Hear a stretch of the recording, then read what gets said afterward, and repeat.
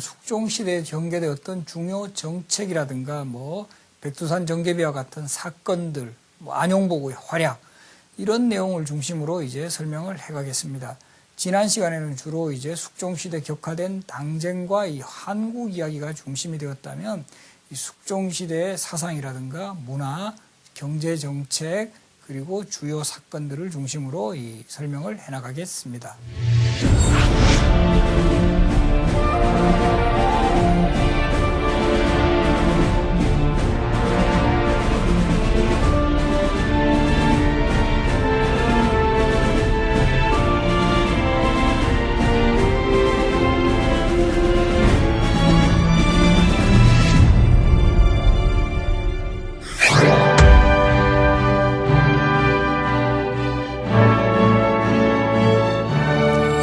숙종이 제위했던 17세기 후반부터 18세기 전반에 이르는 시기는 이제 조선 사회가 점차적으로 이제 안정을 유지해간 그런 시대였습니다.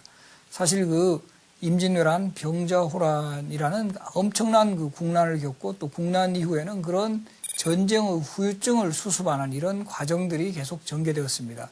이 대표적으로 효종 때 이 북벌과 같은 강경한 이념 드라이브가 이제 전개되면서 뭔가 이제 국가에서 정치나 경제, 문화적으로 사업을 할 수 있는 이런 여력이 부족했고, 또 효종의 뒤를 이어 계승했던 현종 시대는 예속 논쟁이라 해서 또 치열한 예학을 둘러싼 논쟁이 벌어지는가 하면, 또 이때는 요즘으로 치면 IMF라고 할 수 있는 경신 대기근이 발생해서 아주 백성들의 생활이 피폐해지고, 이런 자연재해를 극복하려는 이런 노력들이 전개되면서 뭔가 본격적으로 정치활동을 하고 정책을 펼 수 있는 이런 환경이 이루어지지 못했어요. 그러다가 이제 1674년 숙종이 즉위한 17세기 후반부터는 또 그런 기운도 어느 정도 무르익게 되었고, 또 숙종이라는 왕 자체가 상당히 이제 카리스마를 가지고, 특히 이제 이 현종의 적장자라는 이런 또 프리명 같은 거, 이런 것이 겹쳐지면서 본격적으로 이런 다양한 정책과 문화, 학문 사업을 해나갈 수 있었습니다. 그럼 숙종시대를 대표하는 그런 업적으로 우선은 성리학의 이념이 본격적으로 구현되는 그런 사회를 만들어 갔다라는 점입니다. 물론 우리가 중종 때 이 조광조가 등용이 되어가지고 본격적으로 성리학 이념을 조선사회에 정착시키려는 그런 움직임이 일어났지만, 기묘사로 결국은 실패로 끝났고, 그 이후에는 사화의 시대, 당쟁의 시대, 그리고 임진왜란과 병자호란, 이런 전란을 거치면서 정말 성리학 국가의 조선이라는 모습이 제대로 갖추어질 수 없었습니다. 그러나 이제 숙종 때부터 본격적으로 국가에서도 성리학 이념을 강화하고, 특히 이제 지방에서도 많은 서원들이 이제 생겨나게 됩니다. 그래서 통계 자료 같은 것을 보더라도 숙종 때 전국에 가장 많은 서원이 설치된 것으로 나타납니다.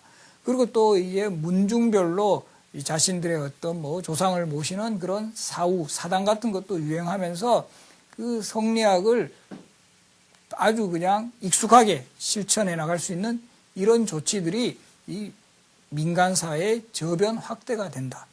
그리고 또 중요한 것은 국가적으로도 이런 성리학 이념이 구현되는 국가를 만들기 위한 그런 노력들이 계속 전개가 됩니다. 그래서 숙종 때는 특히 성리학의 의리론이라든가 명분론 같은 것이 상당히 이제 강화되는 모습을 보이는데, 이 송시열을 배양한 화양동수원은 이 대명의리론의 어떤 상징으로 상당히 이제 국가적으로 이 추승의 대상이 되고, 또 보면은 창덕궁 궁궐 안에는 대보단이라고 해가지고 우리 임진왜란 때 조선을 도와준 명나라 황제하고 그 명나라의 마지막 황제의 제사를 지내주는 이 제단을 세워요. 그래서 보면 이 지도에도 보시면 이 동골도죠. 이 동골도라는 그림에도 보시면은 특히 이 대보단이 크게 강조되어 있는 모습을 볼 수가 있어요.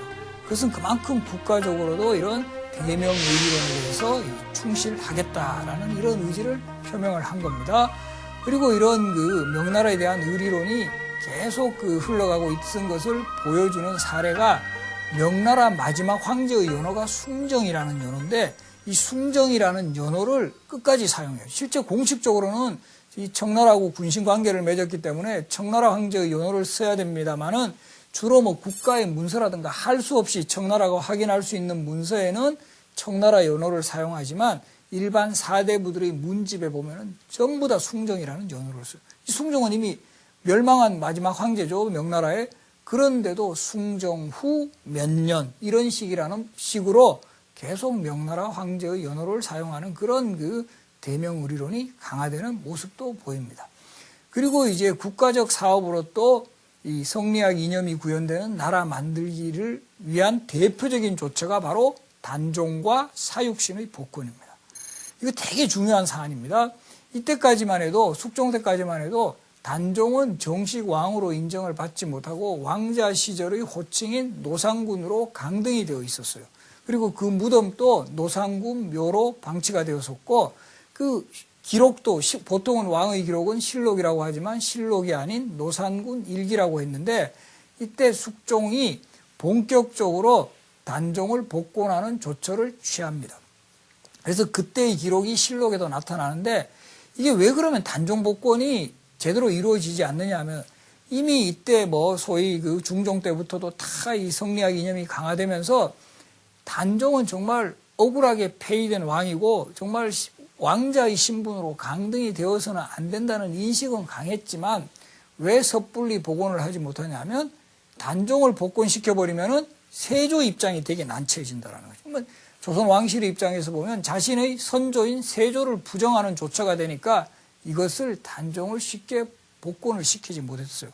그러다가 숙종 때 이 성리학 이념이 국가나 지방사회 저변에까지 다 침투가 되면서 단종 복권 조치가 있게 됩니다. 이때 숙종이 내세우는 논리가 재밌는데요.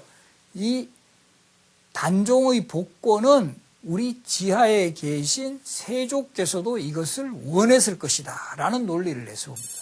그래서 우리 후손들이 이런 세조의 뜻을 헤아려서 복권시키는 게 옳다 하면서 세조도 부정하지 않고 단종을 복권시키는 그런 조처를 취했다라는 거, 이것이 주목됩니다. 그래서 이제 노상군의 묘가 단종이 되고 무덤도 노상군 묘에서 이제 장릉으로 다시 올라가고 높여지고, 그리고 실록의 기록도 노상군 일기에서 단종대왕 실록이 됩니다. 그래서 지금 규장각에 단종실록 원본이 이제 소장이 되어 있는데, 제가 규장각에서 이제 직접 확인했습니다만은 실록은 활자본이거든요.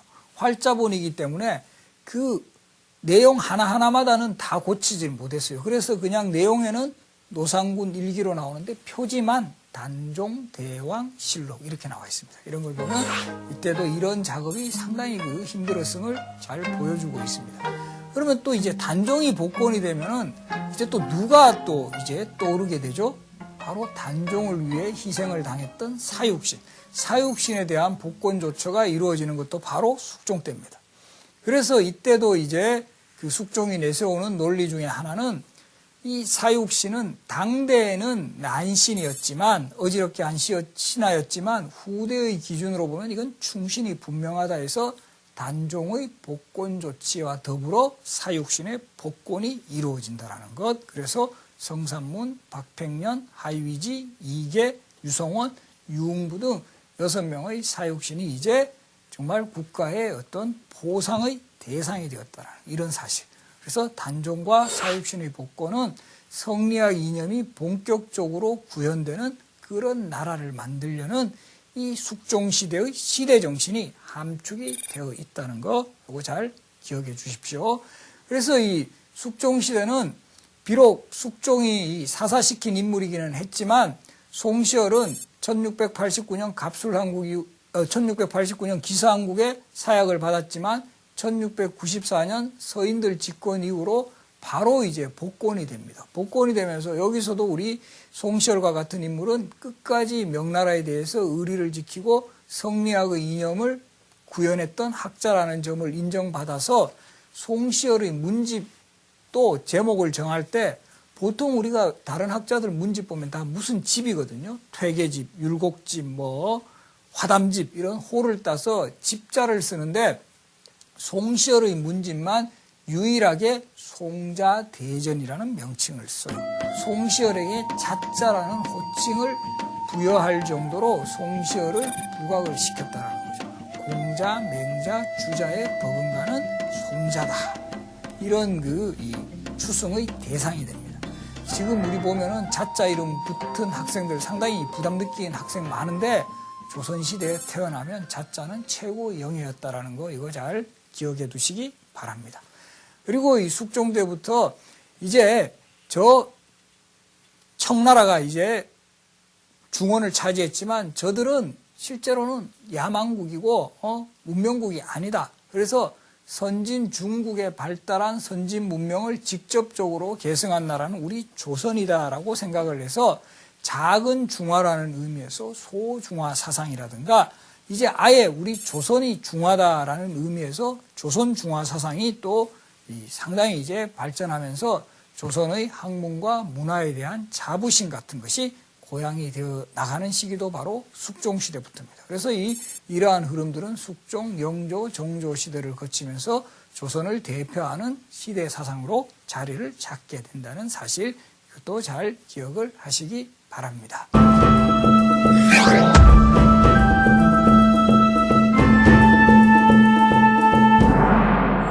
그리고 이제 숙종 때 여러 가지 다양한 정책이 시행이 되는데 그 중에 또 하나 손꼽을 만한 정책이 바로 조선의 동전 화폐인 상평통보가 전국적인 유통을 보았다라는 점입니다.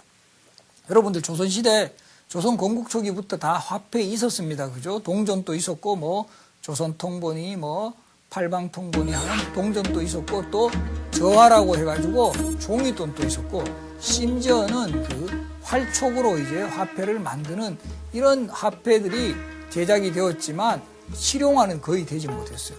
왜 그러냐면 이때는 뭐 어떤 사회경제적으로 상업이라든가 이런 뭐 유통경제 이런 것이 거의 발달하지 못한 상태에서 사람들이 이거 돈이 별로 효용을 못 느끼는 거예요. 돈보다는 쌀이라든가 옷감 이것이 화폐 기능을 수행을 하게 되는 거죠. 그러다가 조선 후기에 들어가서 점차 이제 이 세금을 이제 거둘 때도 이제 조금은 급납제라 그래가지고 화폐로 받게 되는 이런 문화 그리고 이제 상업이라든가 수공업의 발달로 인해서 좀 더 간편한 물건을 이제 사용해야 된다는 거 화폐로서 그런 수요 때문에 사실은 인조 때는 상평통보가 주조돼 가지고 어느 정도 종전 유통이 이제 쓰이게 되는 이런 기반이 조성이 되지만 역시 이제 또 바로 인조 때 전쟁이 일어나고 이러는 바람에 제대로 실용화가 되지 못했어요. 그러다가 숙종 때인 1678년 무렵에 가서는 본격적으로 상평통보를 대량 생산하고 전국적으로 유통을 시키는 그런 움직임들이 있게 됩니다. 그리고 이때 이제 상평통보라는 화폐는 상평청이라든가 호조라든가 훈련도감이라든가 여러 기관에서 이제 이 동전을 생산을 하게 합니다. 그래서 이 상평통보의 또 다른 이름 우리 화폐 그러면 뭐라고 칭하죠? 보통 엽전이라는 말을 많이 쓰는데요. 이 엽전이라는 말을 쓰게 되는 이유 중에 하나는 이 상평통보를 만들 때 이 주전 틀을 이제 나뭇잎 모양으로 만들었어요. 이 나뭇잎 모양으로 이렇게 만들고 거기 동그라미 같은 것을 해서 여기서 돈을 뽑아내거든요. 이 나뭇잎으로 생긴 주전 틀이라고 해서 나뭇잎 엽, 우리 낙엽할 때 엽자 쓰지 않습니까? 그죠? 그래서 엽전이라는 표현을 쓴다는 거. 요거 잘 기억해 두십시오. 그러면 또 이런 궁금증을 또 가질 거예요. 도대체 상평통보 그러면 우리 뭐 드라마라든가 이런 거 보면 보통 한양 뭐 이런 이야기 많이 하잖아요. 뭐 엽전 열단양 뭐 이런 표현을 쓰는데 그럼 그때 한양 정도에는 얼마의 가치를 가지고 있었을까? 이런 궁금증을 가지기도 할 텐데요. 대략 이런 것도 조선시대 화폐 한 냥이 얼마다 이렇게 쓰여진 건 없어요. 다행히 대전통평과 같은 법전을 보면 상평통보 한 냥으로 쌀을 얼마를 살 수가 있다라는 이런 내용이 나와요. 그래서 대체적으로 계산을 해보면 한 냥으로서 쌀을 살 수 있는 가치가 약 20kg 정도 되는 걸로 확인이 돼요. 그럼 지금하고 환산이 가능하죠, 그죠? 지금 쌀값 얼마 하죠? 아마 제가 마트 같은데 뭐 이것도 좀 들쭉날쭉해요. 뭐 무슨 청정미는 좀 더 비싸고 또 뭐 약간 뭐 귀액살은 좀 싸긴 하지만 대체적으로 보면 한 20kg에 한 4, 5만 원 정도. 그럼 한 냥이 한 4만 원 내지 5만 원의 가치를 가지고 있다. 이렇게 생각을 하면 되는 거예요. 그래서 보면은 이 우리가 허생전이라는 소설을 보면은 허생이 그 당시에 변부자에게 찾아가서 그 1만 양을 빌렸다라는 그런 그 기록이 나오면 아, 요즘 화폐 가치로 대략 한 4억 내지 5억 정도 빌렸구나. 그러니까 이 엄청나게 이제 처음 보는 사람한테 이 사람 엄청 많이 돈 빌려줬구나. 이런 것들을 확인이 가능한다라는 거죠. 그리고 그래서 사실 한 양의 가치가 꽤 커요. 그죠? 그래서 한 양보다 훨씬 적은 단위가 한 푼이라고 있었어요. 그래서 우리가 지금 한 푼 줍쇼 그러죠. 그죠? 그런 뭐 거지가 동양 같은 거 할 때 그래서 요 한 푼이 10배가 되면 한 전이 되는 거예요. 그리고 이 10전이 그러니까 1전이 10배가 되면 한 양이 되는 겁니다. 그러니까 한 푼은 한 양의 100분의 1이 되는 거죠. 그래서 대략 한 양 정도면 지금 기준으로 한 400원 내지 500원. 이거는 어느 정도 적합하다는 거죠. 거지가 동양을 할 때 한 푼 줍쇼 그러면 한 4, 500원 주는데 만약에 한 양 줍쇼 그러면 이건 약간 강도라고 봐야죠. 그죠? 4, 5만 원 주십쇼라고 하는 거니까. 그래서 이런 상평통보가 전국에 대량적으로 유통이 되면서 또 이것은 어떻게 되죠? 기본적으로는 상업과 수공업, 유통경제의 발전 선상에서 나온 거지만 또 화폐가 대량으로 유통이 되면서는 이런 것을 또 이런 산업을 아울러 발전시키는 효과가 있습니다. 그래서 우리가 조선 후기 숙종 때 하면은 항상 연상되는 그런 모습이 상당히 상업활동이라든가 유통경제가 이제 서서히 전란의 상처를 딛고 이런 산업이 다변화된다. 그러니까 이제 농업에 있어서도 뭐 농민 간의 계층 분화가 일어나고 또 농업만을 고집하지 않고 상업이나 수공업에 종사하는 그런 백성들의 숫자가 늘어난다. 이렇게 생각을 하면 됩니다. 그래서 이 보면 조선시대도 화폐가 이게 자꾸 이렇게 유통이 되면서 또 부작용 같은 것도 따라요. 이게 고리대금업의 그 수단으로 화폐가 활용이 되면서 일부 사람들은 이 화폐를 그냥 자기 집 같은데 이제 뭐 몰래 독 같은데 막 숨겨놔요. 이거 나중에 그 차익 같은 거 실현하려고. 그런 거를 우리가 역사적 용어로 전황이라고 합니다. 이 돈이 황폐화됐다. 이런 전황이라는 부작용도 일부 일어나긴 했지만 시대적인 대세는 숙종 때 상평통보의 전국 유통을 바탕으로 화폐가 널리 보급되고 그것이 결과적으로 조선시대의 산업을 다변화하는 데도 일정한 역할을 하였다. 이렇게 정리를 할 수가 있겠습니다.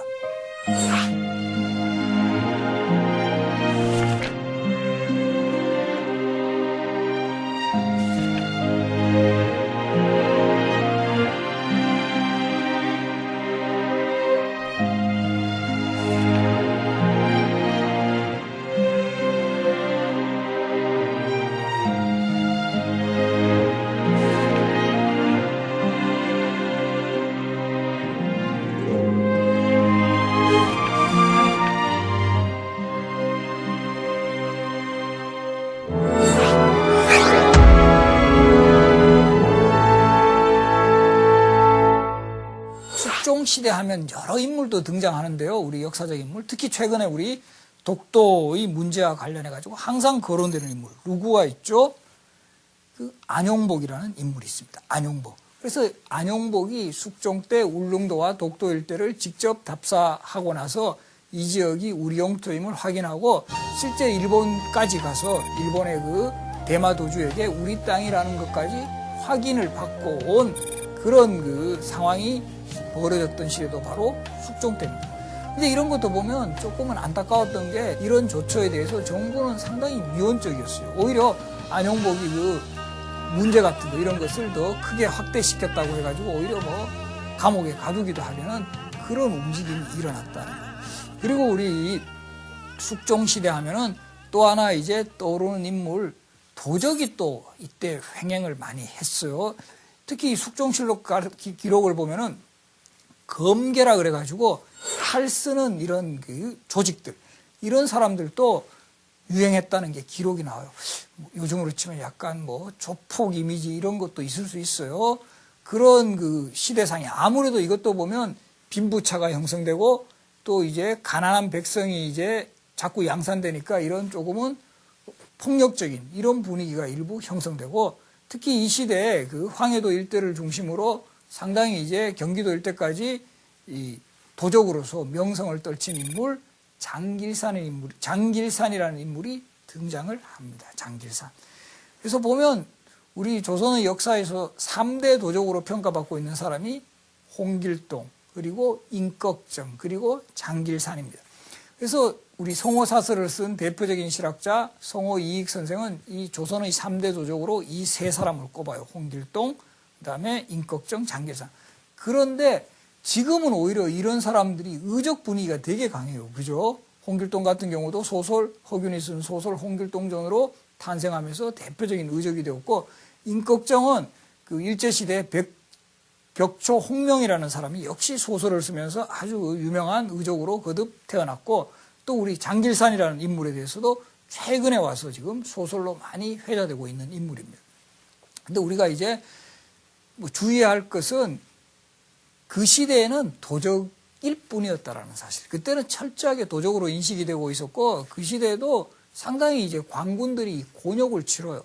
또 이렇게 곤욕을 치르는 이유 중에 하나는 그래도 그 시대에도 이런 도적들에 대해서 우호적인 감정을 갖는 백성들이 분명히 있었다라는 사실이죠.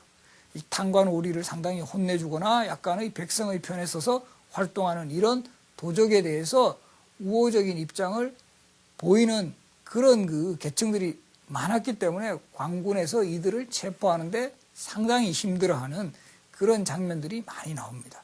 그리고 이런 도적을 가지고는 이 중심 소재로 해서 이런 소설이라든가 드라마 이런 걸로 또 많이 하는, 어떻게 보면 역설적으로 이 도적의 출현은 지금의 어떤 문학 콘텐츠로 이게 활용이 되고 있다는 점, 이런 것도 상당히 좀 아이러니면 아이러니한데 어떻게 보면 또 민초들의 삶을 풍부하게 해줄 수 있는 중요한 자산이 된다는 거, 이런 것들을 또 확인을 할 수 있습니다. 그래서 그러니까 1690년대에 활약했던 도적이 장길산입니다.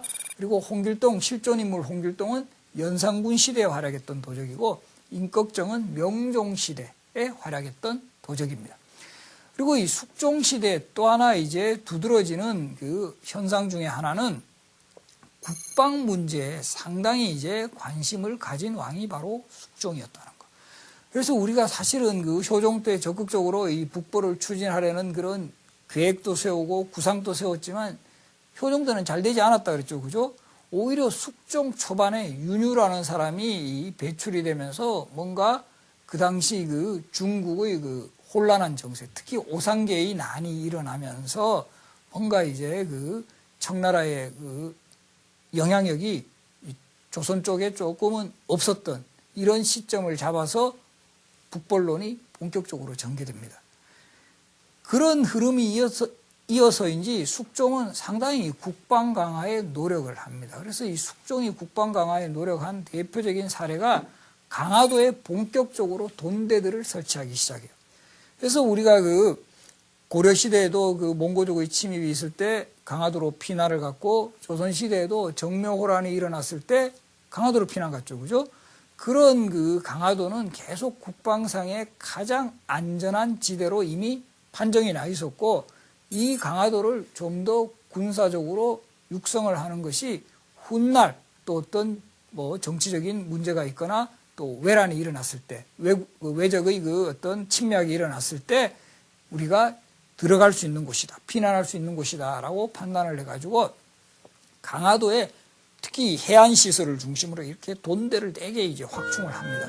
그래서 지금 여러분들 강화도 가보시면 뭐 각꽃돈대라든가 이런 각종 뭐 그 국방시설이 많이 형성이 되어 있는데 대부분 그 첫 원형이 이루어진 게 숙종 때입니다. 그리고 영조, 종조 때 소위 그것을 업그레이드 해가지고 상당히 이제 안정된 그런 시설을 보이는 겁니다. 그리고 이 숙종 때 국방시설 확충하고 관련해가지고 했던 또 대표적인 사업 중에 하나가 북한산에 산성을 수축한 겁니다. 우리 서울이라는 도시가 성곽도시라는 거는 잘 알고 계시죠, 그죠? 그리고 이제 최근에 와서는 이 서울 성곽 같은 경우를 이제 그 한양도성이라는 이름으로 유네스코의 세계 문화유산으로 등재하려는 그런 움직임도 있습니다. 그래서 지금 또 서울 성곽 이렇게 가보시면 곳곳에 성곽 공사를 하는 모습들을 확인을 할 수 있어요. 그래서 기본적으로 서울이라는 도시는 방어 도시로서의 성격이 강화되었는데 숙종 때 와서는 이 북부 쪽으로 이 도성 밖도 더 신경을 쓴다라는 거죠. 우리가 보면 서울을 둘러싸고 있는 4개의 산이 있어요. 바로 북악산, 남쪽에 목력산, 동쪽에 낙산, 서쪽에 인왕산. 요거를 내사산이라고 합니다. 그리고 외사산이라 그래가지고 바로 북쪽에 외사산이 북한산, 남쪽 관악산, 동쪽 아차산, 서쪽 덕양산인데 가장 이제 그 북쪽에서 북방에서 외적이 침입해 올 수 있는 루트가 되는 게 바로 이 북한산 지역이에요. 그래서 북한산의 산성을 대규모로 수축을 하는 것입니다. 그래서 숙종 때 북한산성을 수축을 하고 또 하나 이제 주목되는 거는 북한산에 아예 행궁까지 설치를 해요. 행궁. 행궁이 뭐죠? 왕이 거처하는 임시 궁궐이라는 뜻이고 왕이 이제 행차했을 때 그곳에서 잠시 머물러야 할 필요성이 있지 않습니까? 그렇게 해서 행궁을 쌓아두는 것입니다. 그래서 이 내성, 소위 말해서 이 도성 안 이외에 북쪽에 더 외사산 지역에 성곽을 수축을 함으로써 훨씬 이중방어를 꾀하는 거죠. 이중방어를 꾀하는 거고 북한산 내에다가 행궁을 설치함으로써 왕이 자주 이곳을 찾겠다라는 이런 의지를 보였던 것입니다.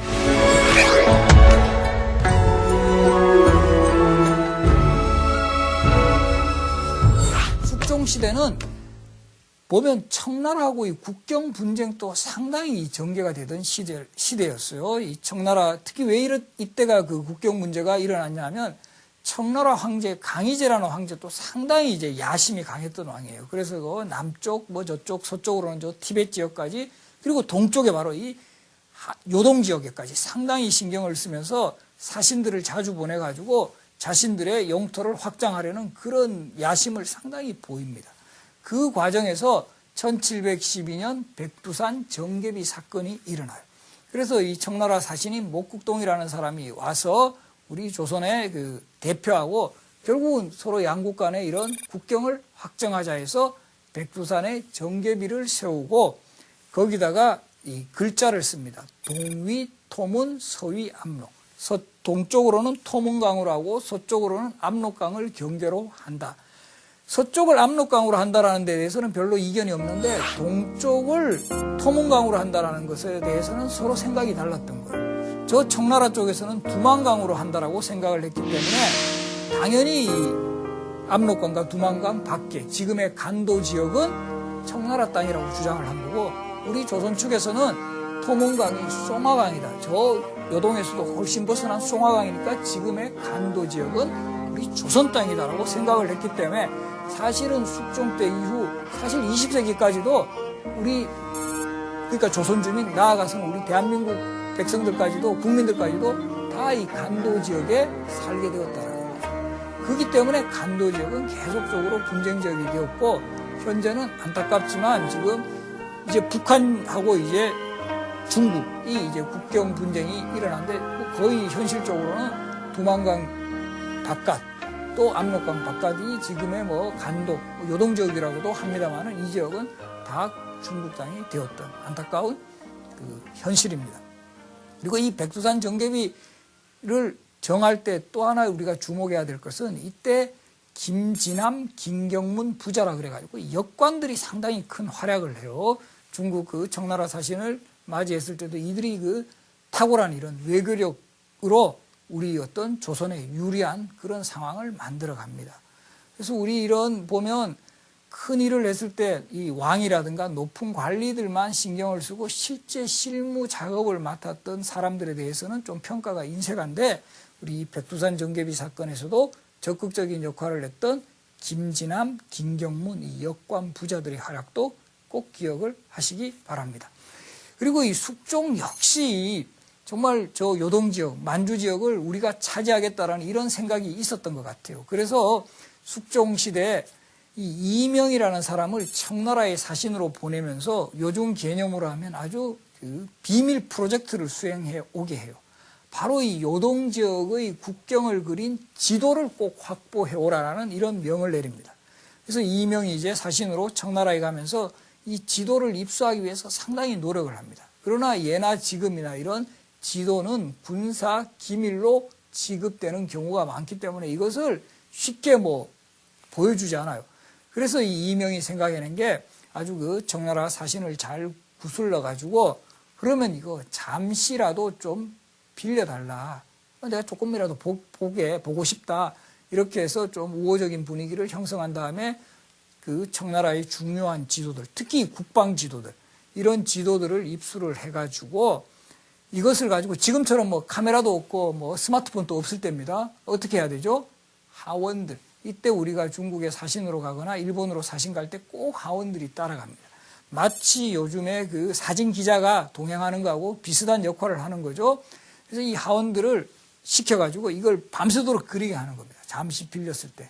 그때 따라갔던 하원들은 뭐 소위 엄청 힘들었겠죠. 그래서 이런 사람들이 쫙 그려가지고 이것을 완성을 해서 이거는 이제 우리 쪽에서 만든 거니까 비밀리에 이것을 들고 결국 와서 숙종에게 바칩니다. 이 지도의 이름이 요계 감방 지도입니다.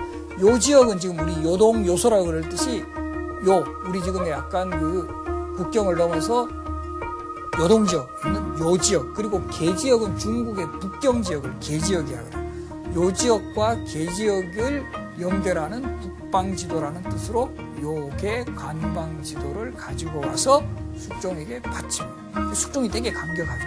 그리고 그것을 항상 병풍으로 만들어 가지고 왕의 그 자리 뒤에다가 이것을 설치를 해두었다고요. 그래서 항상 수시로 요계 관방지도를 보면서 북벌의 의지를 또 다지고 또 한편으로 저 지역을 언젠가는 수복을 해야 되겠다라는 의지를 분명히 가졌을 겁니다. 그리고 백두산 정계비 사건에서도 볼 수 있듯이 청나라의 어떤 국경 문제에서도 뭔가 조금은 유리한 여건을 확보하기 위한 이런 노력을 보였던 게 바로 요계 관방지도의 입수와 그것을 병풍으로 제작한 거다. 이런 내용들은 사실은 마치 한편의 첩보전을 방불하게 할 만큼 이 극적인 장면들이에요. 그래서 이런 것들이 그 시대, 조선시대, 숙종시대에도 있었다라는 거, 이런 내용들도 잘 확인해 두시기 바랍니다. 그래서 전체적으로 이 숙종시대를 정리를 하면 그 오랜 전란을 극복하고 오래간만에 안정기를 맞은 게 사실 숙종시대예요. 그리고 숙종이라는 왕은 14살의 왕이 올라서 46년간을 지휘했습니다. 우리 지금도 뭐 10년, 20년 그래도 장기 집권 그러는데 46년은 왕이 엄청나게 능력을 발휘할 수 있는 시대예요. 그리고 다행히 숙종이라는 왕은 상당한 카리스마를 가졌고 능력도 있었던 왕 같아요. 그래서 정치적으로는 이런 당쟁을 조절하는 그런 조절자로서의 능력을 갖추면서 그러는 한편으로 결국 왕권을 강화해 나가는 이런 모습을 보였죠. 그리고 이제 경제적으로는 뭐 상평통보 유통에서 볼 수 있듯이 이제 그 당시에 변화하는 산업 사회를 읽어서 화폐 제작을 본격적으로 추진했다라는 거. 그리고 이제 그 이념 쪽으로 보면은 조선 사회가 숙종 때까지도 그 당시 갈 길은 그래도 이 조선이란 나라가 성리학 이념을 구현하고 대외적으로도 대명의리를 지켜야 된다고 생각을 했기 때문에 단종이라든가 사육신의 복권 조치와 같은 이념적으로 뭔가 국가가 성리학의 나라로 모범을 보일 수 있는 이런 사업들을 정제해 나갔고 전국의 서원이라든가 사후가 가장 많이 이제 성행하는 그런 시대적인 여건을 만들었습니다. 그리고 이제 외교 분야에 있어서는 결국 개인의 활약이긴 했지만 안용복의 활약으로 인해서 울릉도와 독도 지역을 우리 땅으로 본격화시키는 그런 조처들이 이루어졌고 또 이 백두산 정계비 사건과 같은 청나라와의 어떤 국경 문제에 있어서도 나름대로의 그 영향을 발휘하면서 우리 영토에 대한 인식을 좀 더 확고히 하는 그런 기틀을 마련했다. 그리고 이 요계 관방지도의 제작에 볼 수 있듯이 우리의 영토에 대한 그 애착 같은 거 이런 것이 보였던 시대가 바로 숙종시대였습니다. 그래서 이 숙종시대는 결국 당쟁의 시대에서 이제 탕평의 시대로 가는 과도기적인 역할을 한 왕도 숙종이었고 영조, 정조 시대에 보여주는 정치, 경제, 사회, 문화의 많은 탁월한 업적들을 이제 만들어 나갈 수 있는 어떻게 보면은 전초전의 역할을 했던 왕도 숙종이었다라는 거. 그래서 그만큼 그 숙종 시대에는 다양한 업적이 있었다라는 거. 이것을 이해를 하고 영조, 정조 시대를 살펴보는 거. 그래서 영조, 정조 시대도 그냥 온 게 아니었다. 이 숙종이라는 왕의 탁월한 정치력과 다양한 업적들을 쌓아놓은 바탕 위에서 그 영조 종조 시대의 그 문화 중흥이 가능했다라는 것, 이런 것을 확실히 기억을 하면서 우리가 보는 것이 역사를 좀 더 계기적으로 이해하는 기반이 될 것입니다. 오늘 숙종시대의 강의 마치겠습니다. 고맙습니다.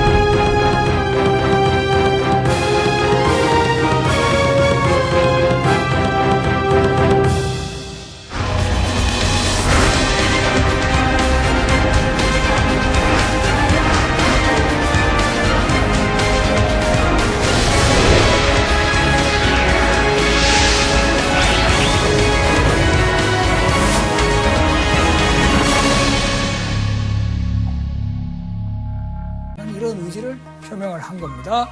그리고 이런 그 명나라에 대한 의리론이 계속 흘러가고 있던 것을 보여주는 사례가 명나라 마지막 황제의 연호가 숭정이라는 연호인데, 이 숭정이라는 연호를 끝까지 사용해요. 실제 공식적으로는 이 청나라하고 군신 관계를 맺었기 때문에 청나라 황제의 연호를 써야 됩니다만은 주로 뭐 국가의 문서라든가 할 수 없이 청나라가 확인할 수 있는 문서에는 청나라 연호를 사용하지만 일반 사대부들의 문집에 보면은 전부 다 숭정이라는 연호를 써요. 이 숭정은 이미 멸망한 마지막 황제죠, 명나라에. 그런데도 숭정 후 몇 년 이런 식으로 계속 명나라 황제의 연호를 사용하는 그런 그 대명 의리론이 강화되는 모습도 보입니다. 그리고 이제 국가적 사업으로 또 이 성리학 이념이 구현되는 나라 만들기를 위한 대표적인 조처가 바로 단종과 사육신의 복권입니다.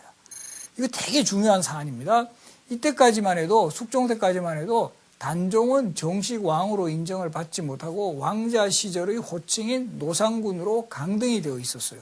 그리고 그 무덤도 노상군 묘로 방치가 되었었고, 그 기록도 보통은 왕의 기록은 실록이라고 하지만 실록이 아닌 노상군 일기라고 했는데, 이때 숙종이 본격적으로 단종을 복권하는 조처를 취합니다. 그래서 그때의 기록이 실록에도 나타나는데, 이게 왜 그러면 단종 복권이 제대로 이루어지지 않느냐 하면, 이미 이때 뭐 소위 그 중종 때부터도 다 이 성리학 이념이 강화되면서 단종은 정말 억울하게 폐위된 왕이고 정말 왕자의 신분으로 강등이 되어서는 안 된다는 인식은 강했지만, 왜 섣불리 복원을 하지 못하냐 하면 단종을 복권시켜버리면은 세조 입장이 되게 난처해진다는 거죠. 조선 왕실의 입장에서 보면 자신의 선조인 세조를 부정하는 조처가 되니까 이것을 단종을 쉽게 복권을 시키지 못했어요. 그러다가 숙종 때 이 성리학 이념이 국가나 지방사회 저변에까지 다 침투가 되면서 단종 복권 조치가 있게 됩니다. 이때 숙종이 내세우는 논리가 재밌는데요. 이 단종의 복권은 우리 지하에 계신 세조께서도 이것을 원했을 것이다 라는 논리를 내세웁니다. 그래서 우리 후손들이 이런 세조의 뜻을 헤아려서 복권시키는 게 옳다 하면서 세조도 부정하지 않고 단종을 복권시키는 그런 조처를 취했다라는 거, 이것이 주목됩니다. 그래서 이제 노상군의 묘가 단종이 되고 무덤도 노상군 묘에서 이제 장릉으로 다시 올라가고 높여지고, 그리고 실록의 기록도 노상군 일기에서 단종 대왕 실록이 됩니다. 그래서 지금 규장각에 단종 실록 원본이 이제 소장이 되어 있는데, 제가 규장각에서 이제 직접 확인했습니다만은 실록은 활자본이거든요. 활자본이기 때문에 그 내용 하나하나마다는 다 고치지 못했어요. 그래서 그냥 내용에는 노상군 일기로 나오는데 표지만 단종 대왕 실록 이렇게 전개되었습니다. 이 대표적으로 효종 때 이 북벌과 같은 강경한 이념 드라이브가 이제 전개되면서 이 뭔가 이제 국가에서 정치나 경제, 문화적으로 사업을 할 수 있는 이런 여력이 부족했고, 또 효종의 뒤를 이어 계승했던 현종 시대는 예속 논쟁이라 해서 또 치열한 그 예학을 둘러싼 논쟁이 벌어지는가 하면, 또 이때는 뭐 요즘으로 치면 IMF라고 할 수 있는 경신 대기근이 발생해서 아주 그 백성들의 그 생활이 피폐해지고, 이런 자연재해를 극복하려는 이런 노력들이 전개되면서 뭔가 본격적으로 정치활동을 하고 정책을 펼 수 있는 이런 환경이 이루어지지 못했어요. 그러다가 이제 1674년 숙종이 즉위한 17세기 후반부터는 또 그런 기운도 어느 정도 무르익게 되었고, 또 숙종이라는 왕 자체가 상당히 이제 그 카리스마를 가지고, 특히 이제 이 현종의 적장자라는 이런 또 프리명 같은 거, 이런 것이 겹쳐지면서 이 본격적으로 이런 다양한 정책과 뭐 문화, 학문 사업을 해나갈 수 있었습니다. 그럼 숙종 시대를 대표하는 그런 그 업적으로 우선은 성리학의 이념이 본격적으로 구현되는 그런 사회를 만들어 갔다라는 점입니다. 물론 우리가 중종 때 이 조광조가 등용이 되어가지고 본격적으로 성리학 이념을 조선사회에 정착시키려는 그런 움직임이 일어났지만 기묘사로 결국은 실패로 끝났고, 그 이후에는 그 사화의 시대, 당쟁의 시대, 그리고 임진왜란과 병자호란, 이런 전란을 거치면서 정말 성리학 국가의 조선이라는 모습이 제대로 갖추어질 수 없었습니다. 그러나 이제 숙종 때부터 본격적으로 국가에서도 성리학 이념을 강화하고, 특히 이제 지방에서도 많은 서원들이 이제 생겨나게 됩니다. 그래서 그 통계 자료 같은 것을 보더라도 숙종 때 전국에 가장 많은 서원이 설치된 것으로 나타납니다.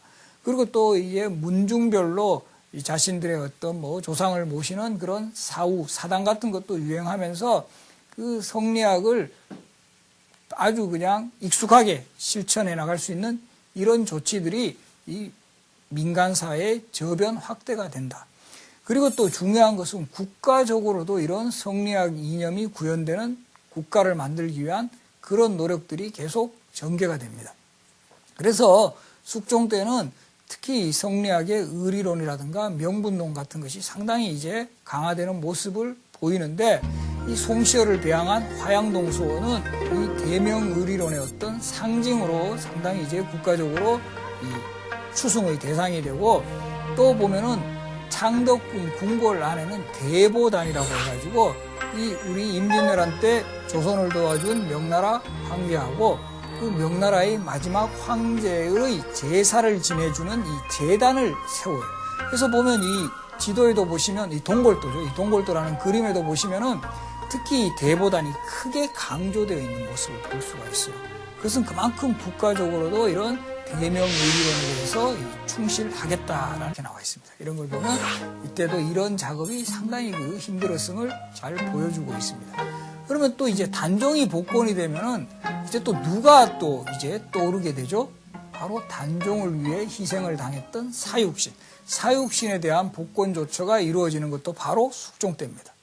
그래서 이때도 이제 그 숙종이 내세우는 논리 중에 하나는 이 사육신은 당대에는 난신이었지만, 어지럽게 한 신하였지만 후대의 기준으로 보면 이건 충신이 분명하다 해서 단종의 복권 조치와 더불어 사육신의 복권이 이루어진다는 것. 그래서 성산문, 박팽년, 하위지, 이계, 유성원, 유흥부 등 6명의 사육신이 이제 정말 국가의 어떤 보상의 대상이 되었다는 이런 사실.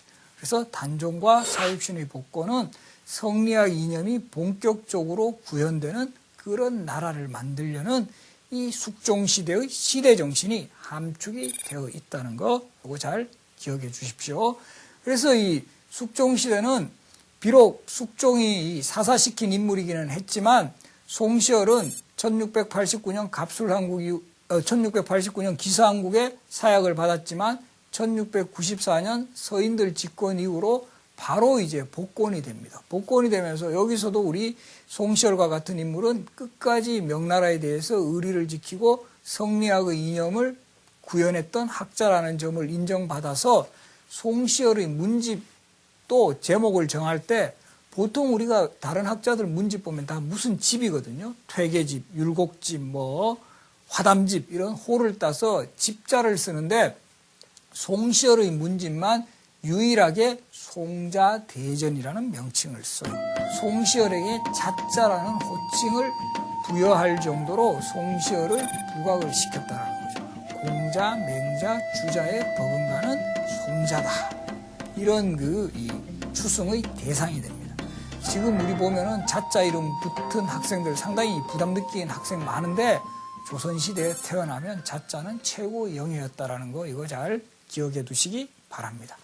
그리고 이 숙종 때부터 이제 저 청나라가 이제 중원을 차지했지만 저들은 실제로는 야만국이고 문명국이 아니다. 그래서 선진 중국에 발달한 선진 문명을 직접적으로 계승한 나라는 우리 조선이다라고 생각을 해서 작은 중화라는 의미에서 소중화 사상이라든가 이제 아예 우리 조선이 중화다라는 의미에서 조선 중화 사상이 또 상당히 이제 발전하면서 조선의 학문과 문화에 대한 자부심 같은 것이 고양이 되어 나가는 시기도 바로 숙종 시대부터입니다. 그래서 이러한 흐름들은 숙종, 영조, 정조 시대를 거치면서 조선을 대표하는 시대 사상으로 자리를 잡게 된다는 사실 이것도 잘 기억을 하시기 바랍니다.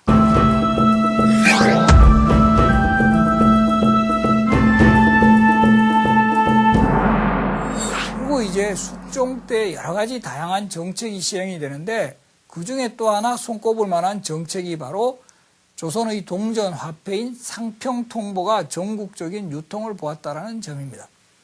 여러분들 조선시대 조선 건국 초기부터 다 화폐 있었습니다. 그죠? 동전도 있었고 뭐 조선통보니 뭐 팔방통보니 하는 동전도 있었고 또 저하라고 해가지고 종이돈도 있었고 심지어는 그 활촉으로 이제 화폐를 만드는 이런 화폐들이 제작이 되었지만 실용화는 거의 되지 못했어요.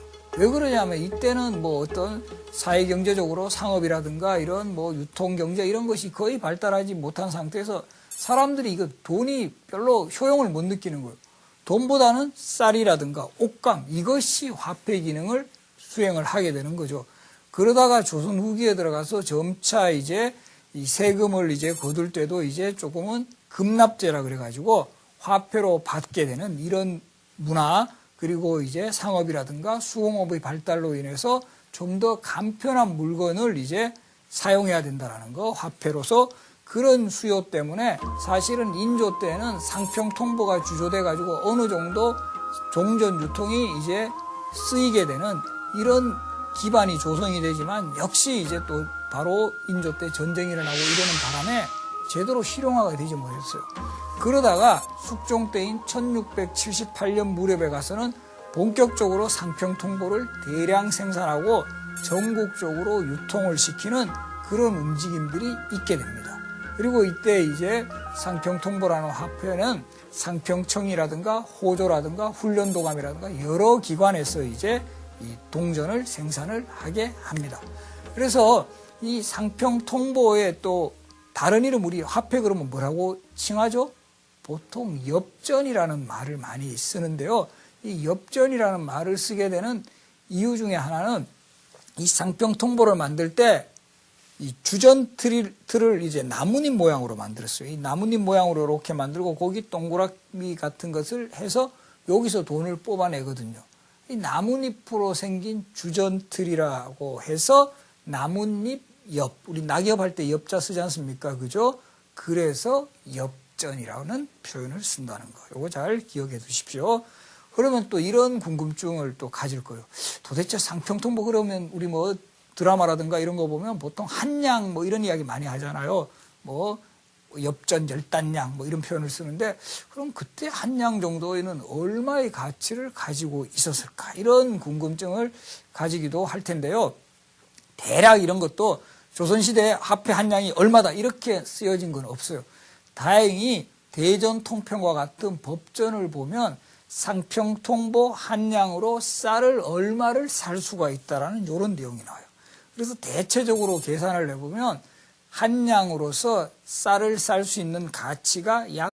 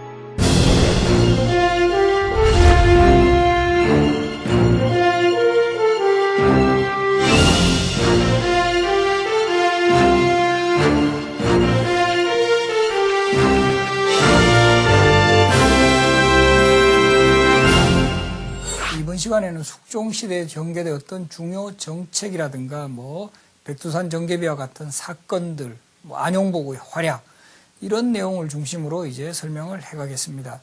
지난 시간에는 주로 이제 숙종 시대 격화된 당쟁과 이 한국 이야기가 중심이 되었다면 이 숙종 시대의 사상이라든가 문화, 경제 정책 그리고 주요 사건들을 중심으로 이 설명을 해나가겠습니다.